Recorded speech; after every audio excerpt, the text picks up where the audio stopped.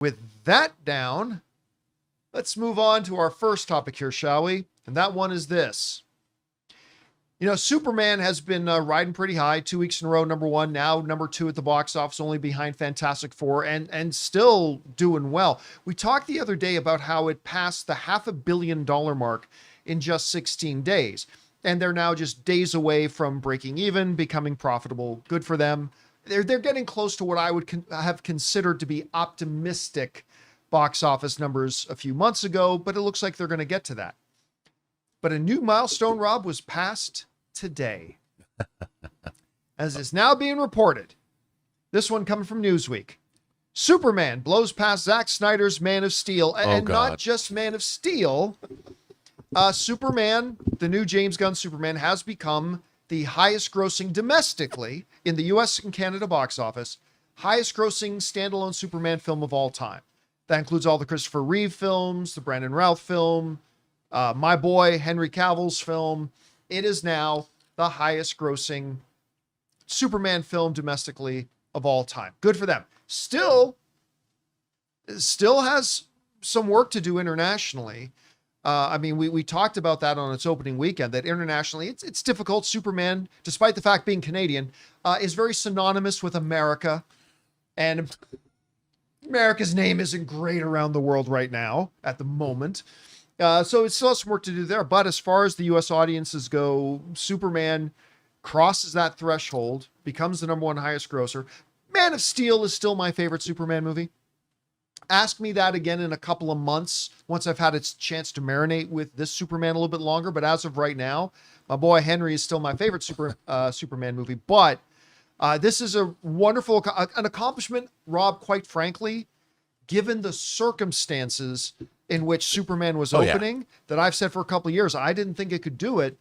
And I mean, it's barely doing it, but it has done it. Anyway, you heard about this new little milestone it said. What are your thoughts? Well, you know, as a genre film fan growing up when I was a little kid, I was happy to get any science fiction, fantasy, or horror-related material to see. And now we live, we have an embarrassment of riches. We live in the Shangri-La of fantasy filmmaking, the likes of which we've never seen before. And to me, it's really exciting when you have not just a new Superman movie, but an entirely new universe being birthed that's going to give way to Lanterns, to Supergirl, to Peacemaker Season 2. We're all going to learn a new dance, John. And I'm excited. I'm excited still working for on this. the first season's dance. Me too. But it's great. I mean, it's great that this movie's connecting with people. It's great that the family audience has been embracing it, that people are having a good time. And I think it's fantastic. And people, what is this, date 17 that it's been out or something? Yeah. I mean, if you think about a 45-day release window, Superman's doing quite well. You know, and if anyone throws the word mid at me, the laziest critical term I've ever heard in my life, mid, that requires the least amount of cogent discourse from you possible. Mid. Which isn't even that bad. It literally means it's at the mean of like all films. films. It's at the mean. Yeah. You know, I look, I think it's great. I think that this movie is very entertaining. I've seen it multiple times. I enjoyed it, and it deserves it. And, you know, it's still, I mean, it passed 500 million globally. And it's not like no one's going to see it foreign. I mean, I think it passed $200 million, you know, around the world. And it's still clocking like $7 million a day domestically. Yeah, Not so bad. so for the international, it's made 214 million, and it has now crossed 292 million as of today. Domestically, and then we'll see where it's at after this upcoming weekend. Yeah, and I think it's got, you know, it's got all of August to sail through until the kiddies go back to school, and I think it's going to do quite well for itself. I have $1,000 bet it's going to outgross Man of Steel, so here's hoping. See, that to me is still pretty out, because remember, Man of Steel, 670 million. I was going to say we're 665, 660. Actually, no, I'm going to look that up. I think it's 670 and 665. change. Hold on a second. Man Trust me on of this. Steel. Let's see. You're saying 670. I'm saying 665. It is 670. Oh, I had to look. Oh, you looked. Oh, okay. You looked, Because that's fine. I got, you know, on X, if I don't pay up and I lose, it's such a weird thing. Before we saw the movie, I thought it could do $1 billion. People like, are you embarrassed? I knew for years. It could Yeah, you never said come no. close I to said that, maybe. yeah.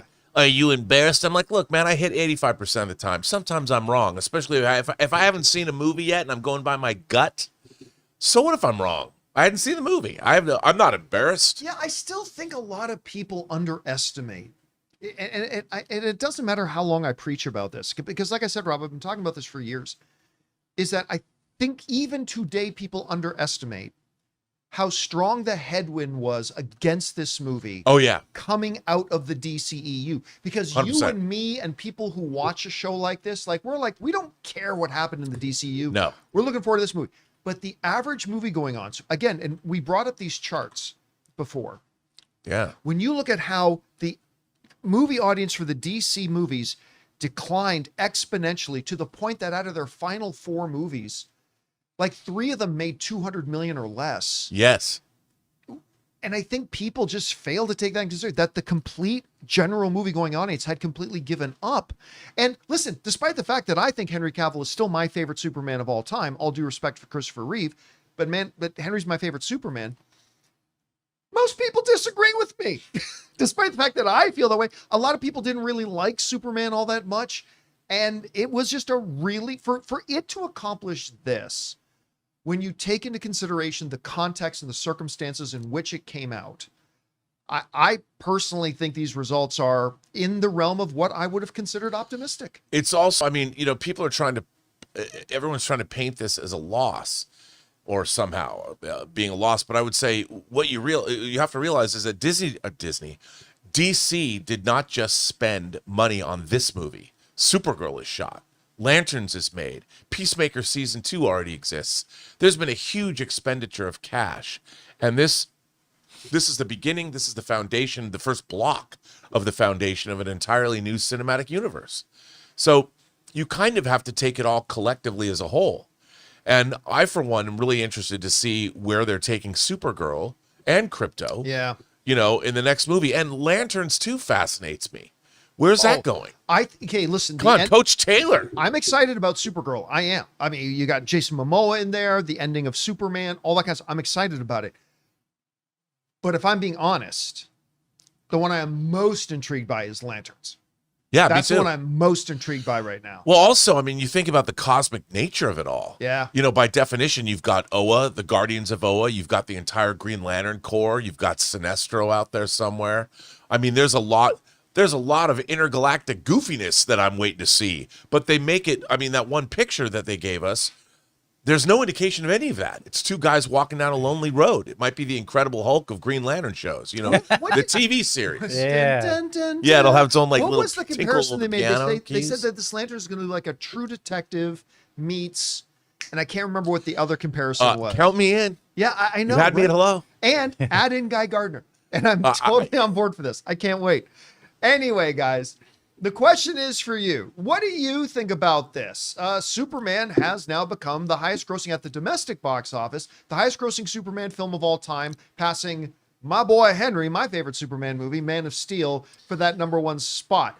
It still has a way to go to catch it worldwide, though. Rob thinks it can do it. I think that's a little optimistic, but we'll see how it works out. How do you think it's going to all shake out? Whatever you guys think, jump down into the comment section below and let us know your thoughts. Hey guys, thanks so much for watching this video. Make sure you like the video, leave a comment, and subscribe to our channel. And don't forget, we have a daily podcast called the John Campea Show podcast, available on Apple Podcasts, Spotify, or your favorite podcasting app of choice. Go and subscribe to it today so it'll be there when you need it.